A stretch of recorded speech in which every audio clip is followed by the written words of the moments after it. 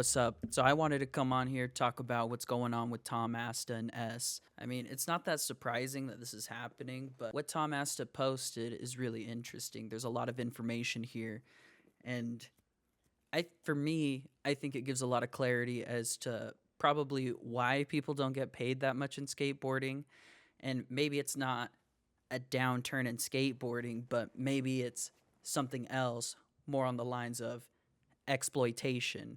So I wanted to go through, watch this. But I rode for S for 10 years, and that is pretty insane. I feel like that doesn't happen very much anymore. I don't think we ever really had bad years. I mean, like, with S, the hardest thing was they didn't have much of a budget to really do much, so we never were able to really go on trips or film projects and stuff like that. There was just no money for that sort of thing. The years weren't bad because they weren't good to begin with, right? 10 years they went on 2 trips. It's not good. Sometimes fly me out there, sometimes I'd fly out on my own dime. Yeah, we do this all for passion. We love skateboarding. It's all for passion, baby. We get it. But when you start bringing money into the equation, it definitely changes from something that's just a passion that you just do in your free time. When you're talking about money, you want to make sure you're getting paid because Tom has a family. He's got to make sure he's taken care of. That's just living in America. We were on a trip in Japan. I was on a Santa Cruz trip. I don't know. Someone DM Mario about, yo, did you hear Soltec sold? And he asked me, he's like, dude, Soltec sold? And I'm like, I have no idea, I guess. Like, I don't know. Like, that's the first I'm hearing it. So I'm like, damn, this is crazy. Like, I've rode for this brand for 10 years and I had no idea. Why would he? He's not in the upper administration and he's not an owner. They have their little circle at the top and everybody else just kind of figures out things when they tell them. S isn't the only company that does that. Hundreds, maybe even thousands of companies that run like this where the day-to-day employees don't know anything until everything's already decided. It's fucked up to be part of a company for 10 years and not have a single ounce of ownership in it. So that's what we did. I jumped on a call with Dom once I got back from Japan. He kind of filled me in on everything that was going on with like Nidecker, who they were. They're like, you know, they own snowboard companies out of like Switzerland or something like that. But they skate, right? They skate. They know what the deal is. Like, it's going to be good for the brands. They're going to come in.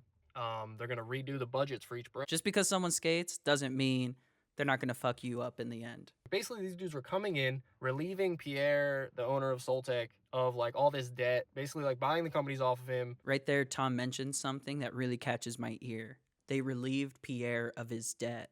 So with the Nideckers buying Soltec, that canceled out our contracts basically. So what does that mean? Canceled out. Is he saying he's not getting paid for the rest of his contract? Like, it's just poof. If his contract just ends and he doesn't get any payout for the remaining of it, that's fucked up. That's actually so fucked up. I feel like that's what his contract's supposed to protect him from, right? If something like this happens, he should still get paid out for his remaining amount of his contract because that's not his fault it's getting sold. He did his part. He did his job. It's not his fault that Pierre mismanaged the money and now he has to sell to this new company. Like, that's insane to me. Termination of the current contract, which my contract still had like 6 months left in it. I'm talking to Don on the phone. He's like, dude, we just have to, you know, this is what has to happen because it's not under Soltec anymore. So this contract gets terminated. We're going to send you the new Nidecker contract for the remaining 6 months. And he's like, but that's like, this is how it is across the board for everybody. In 6 months, you know, we'll renegotiate. We'll figure out what the deal is. And I'm like, all right. Nah, that's so messed up. Whatever Tom was locked in at in his previous contract, that's not relevant anymore. And he doesn't even get paid out for that. Then he's kind of like in a sticky situation. Like, what do I do? They were able to cancel his contract, not pay him out for the remaining of his contract, and then slide him another contract and say, well, sign this one instead. It just feels very sleazy, and it feels like they're trying to strong arm him into doing what they want. Because I'm sure Soltec can't sell if they can't cancel the contract. Like, all this sounds super fishy, illegal. It feels illegal to me, honestly, but I don't know anything. I don't know the laws or anything, but it's probably not. That I can't even express how fucked up that is. What was the point of the first contract? It didn't even protect him from that. I don't believe Soltec was not making money. It made enough that this other company wanted to purchase it and absorb it. Why would you invest into something that's dying? So obviously they were able to look at the books and probably see like, oh yeah, this could make money, but he's just not managing it correctly. Also within the Soltech part of it all, I was owed a little bit of money from like royalties and These are royalties Tom already sold. These are things he should be paid out for because he sold that product. So Tom did his job and they're not paying him. but with Pierre getting bought out or Pierre being like in debt or whatever his situation was, he was sending us like settlements basically like, hey, like I know I owe you this much money, but we can only afford to pay you this much money. And it was like half, it was less than half of what that amount was. Like, let's just get this all past us and we'll move forward and things will be better, right? Oh my God. Oh my God. So this kind of supports what I was saying when I said that the money is being mismanaged. Pierre or Soltech, whatever you want to call it, owes Tom royalties from who knows, a year, maybe 2 years ago, whatever. It's money he's owed and he hasn't been paid for it. That's like a prime example of the money probably being mismanaged because where's the money? The sales obviously happened, right? For him to be paid out for this. Where did the money go? And a lot of times when you look into this, just from what I know with my experience in business, is when you see stuff like this, it's probably because he took Tom's royalties and used it to pay something else because he's just trying to catch up on payments. And that's fucked up. That's actually illegal, I think. Embezzlement. Yeah, so misuse of funds, that sounds like what this is because this is money Tom's owed. Tom didn't do anything to not get paid, right? He did his part and he deserves these royalties. This all works out for this Pierre dude. He sends the settlement to Tom and it's half. Tom did the work to get paid for that. And they're not going to pay him for that. They're going to pay him half on top of already terminating his contract early. Tom can't even do anything about this because Tom doesn't want to go to court over this, I bet.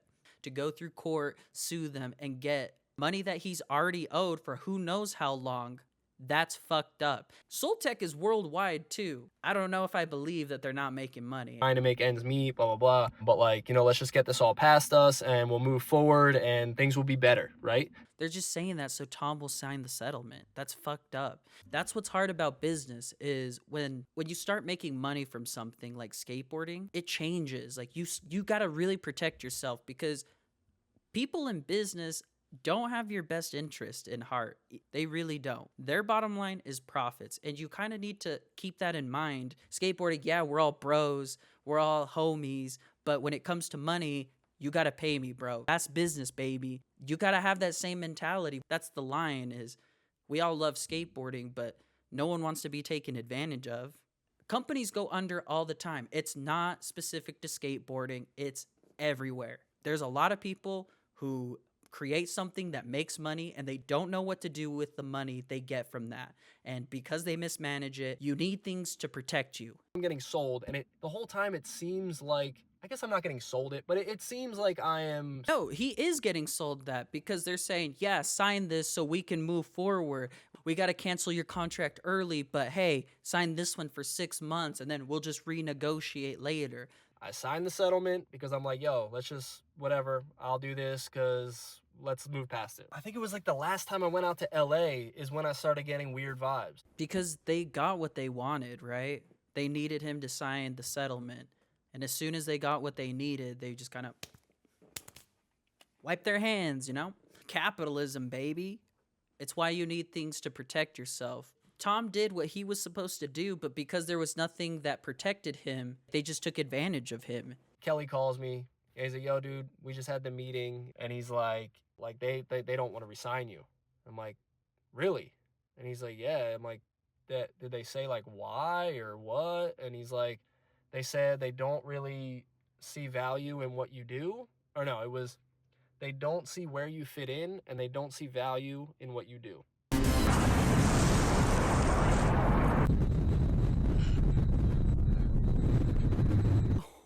my God. If they told me that, I'm pulling a Luigi. I'm not even kidding. I'm crashing out. Like, no value, and they don't see where that he fits in. That's so fucked up. Yeah, Tom being on the East Coast, not being in Cali, they probably view it as it's probably going to be too much money to get him over here and do everything. It's probably just better to cut him. Boom, boom, boom. Like maybe that's just like the YouTube thing, maybe they don't want to really be attached to YouTube. I doubt it's the YouTube thing. I personally think it's where he lives. I'm sure it's just easier to cut Tom for them.